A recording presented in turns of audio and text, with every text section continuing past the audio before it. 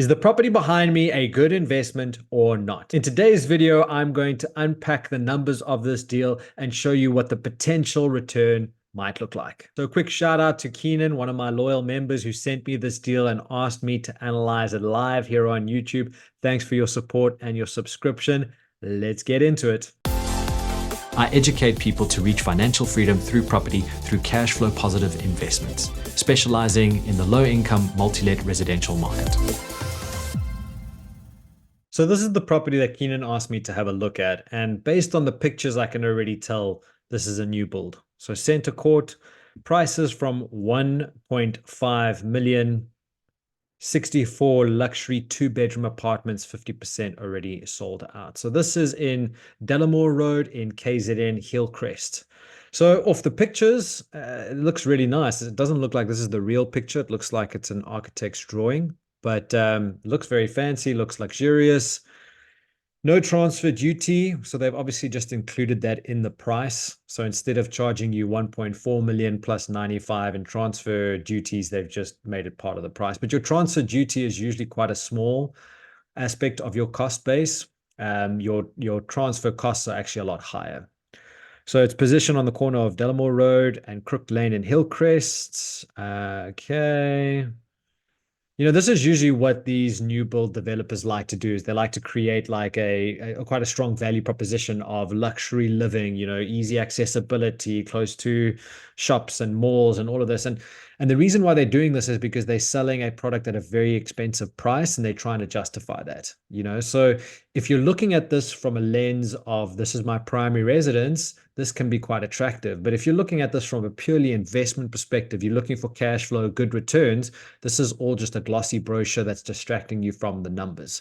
So because you've asked me to do a financial analysis, Keenan, I'm going to look at this from a cash flow perspective and give you my honest opinion. But already off the bat, I can tell you that this is a new build. New builds are notoriously known for negative cash flow and low returns. Let's have a quick look at some of the pictures. Yeah, very nice.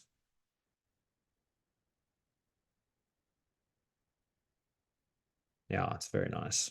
If you're looking for your own primary residence, this probably makes sense, but you are paying a premium price for it. So as you can see here by this legend, it's mostly 2 beds ranging between 70 square meters and 90 square meters. And there's quite a lot of sold activity, which is good. You want to be buying into a sectional scheme that has quite a lot of potential and has attraction. You don't want to be buying into a sectional scheme that no one else is buying into. So there are some good indicators here. I'm going to assume it's just a stock standard, you know, one of these 2 beds, roughly 85 square meters, and then do my analysis on that. So a bit of background behind this deal. It will be Keenan's first purchase, and that's awesome. I love being involved in my students' first deal. And the thinking behind this purchase is to put a big deposit down because he knows that the rental yield is not great, but he wants it to still be cash flow positive. So by putting in a bigger deposit, he'll have a smaller loan facility or a smaller monthly bond repayment, which would mean that his rent will be able to cover the expenses and leave him with a bit of profit. This allows him to cover his bills while having somebody else pay off his debt. So in principle, it makes a lot of sense, but because you're going to be putting a large deposit down, I think it's going to have a material impact on your returns. Here are the financial inputs that Keenan has provided me and what I will be using in my financial assessment. So he's using a purchase value of 1.7 million, a deposit amount of 756. Then the rest will be loaned at 960. He's using a 16,000 rental income, 3,448 for rates and levies, and then the bond repayments of 9,720. So before I actually get into the actual analysis, let me just do a quick yield assessment. So if I'm working on 16,000 as his monthly revenue, times that by 12 and divided by the purchase value of 1,716,950 times 100, it's giving me a yield of 11.18%, which is pretty good for the new build standard. So I've done plenty of new builds and I'm pretty outspoken about how bad new builds are as an investment, because from a cash flow perspective, they are terrible.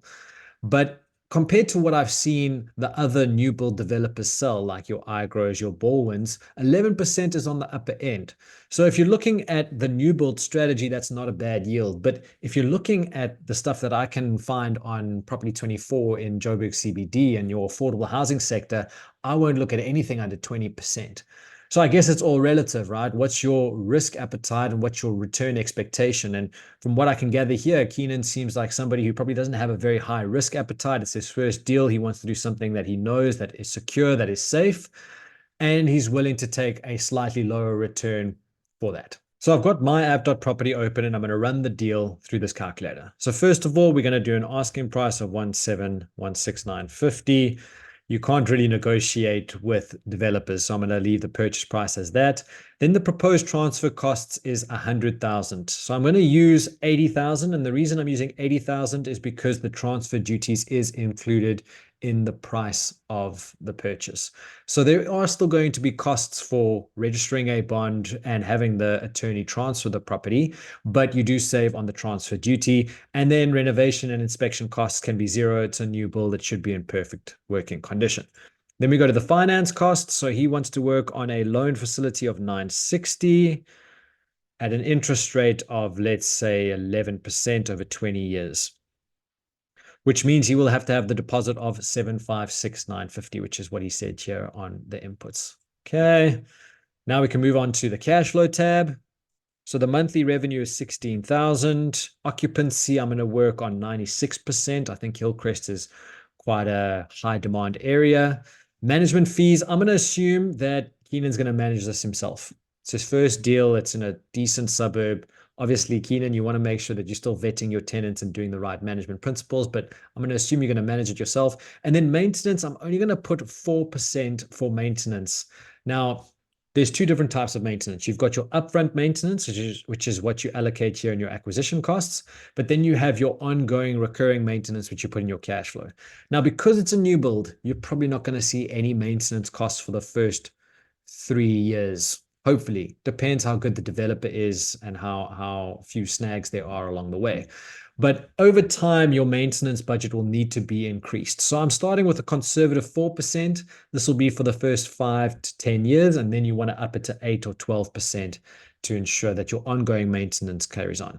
Levies, I'm just going to go on 3,000 Rand for levies, and rates and taxes are 448. Insurance is included in the levies, water, refuge, electricity, all of this should be outsourced to your tenant. So we'll leave it at that.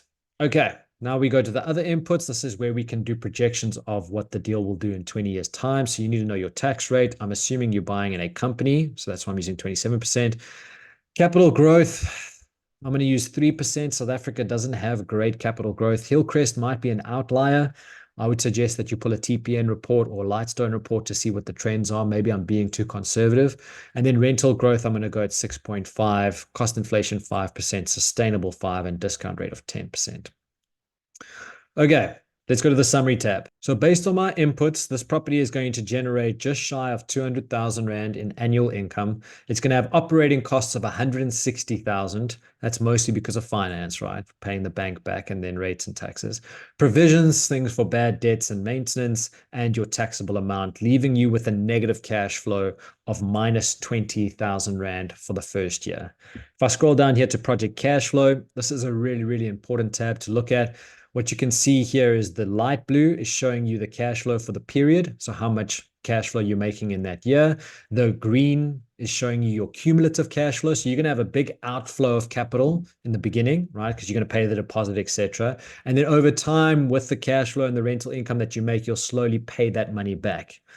And then you can see your yearly ROI, which is this yellow bar. So this deal is going to take you 16 years before you actually reach a positive cumulative cash flow. So this capital that you're releasing now, the 750 for the deposit, etc., it's going to take you 13 years of holding this asset, generating rental returns to be able to pay off that 760 that you've paid out. Which means that, only after year 13 do you actually start seeing a real profit. Your ROI also in year 13, your cash on cash return in year 16 is 8.5%. So in year 1, you're losing 20,000 per annum, or for the first year, you're going to lose 20,000, and your cash on cash return is minus 1.2%. So you're getting poorer, right? Year 2, still a negative cash flow, negative ROI. Year 3, negative cash flow, negative ROI. By year 4 is when you break even in terms of your cash flow. So you're making 2,000 Rand for the year in year 4, and you're making a cash on cash return of 0.1%. So it doesn't look pretty. Let me go to the returns tab here. Now, this internal rate of return, IRR, is the factor that I use when making a buying decision. I don't really look at cash on cash returns because it depends on how much debt you're taking. Maybe year 1 is not good, but year 5 is great, and then you go up.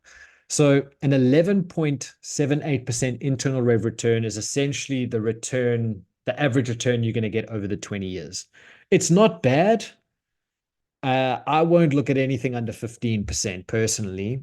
Even 15 is a bit too low. I'll probably look at 18% plus, but I'm looking at high risk, low income areas. So I need to have a higher return to justify the risk that I'm taking. It could be argued that the risk profile of your deal is quite low and 11.78% is fine. This is unfortunately not a decision I can make. I can't tell you what to do. All I can tell you is the pros and cons and what the return is. You've got to now look at the risk and assess, given the risk profile, is this return sufficient? Is it okay for me to put 750 or whatever that amount is into this deal? And I know for 4 years, I'm going to be funding the shortfall, albeit a small shortfall. And is this return justifiable? So personally, I would say no, this doesn't fit my criteria. I would walk on.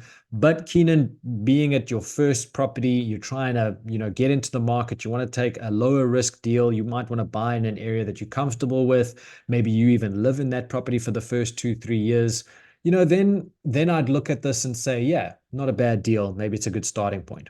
The next thing to look at is NPV, net present value, which is the sum of all future discounted cash flows.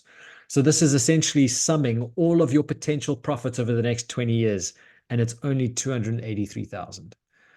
So from a financial perspective, this deal doesn't have enough weight in my opinion. But if the area is good for you, you think there's good appreciation potential, you feel safe in the area, and you feel that the risk is low and that the return justifies that risk, it might be a deal worth going for. So Keenan, thanks so much for being a member and sending me this deal. I hope that you got some value out of it. And for those of you who'd like to have your deal analyzed next, go to my YouTube membership program and subscribe. I'm a passionate educator, and any monies I make on YouTube gets reinvested into providing better quality content. So if I've helped you or you like my content and you want to support my business, join my membership.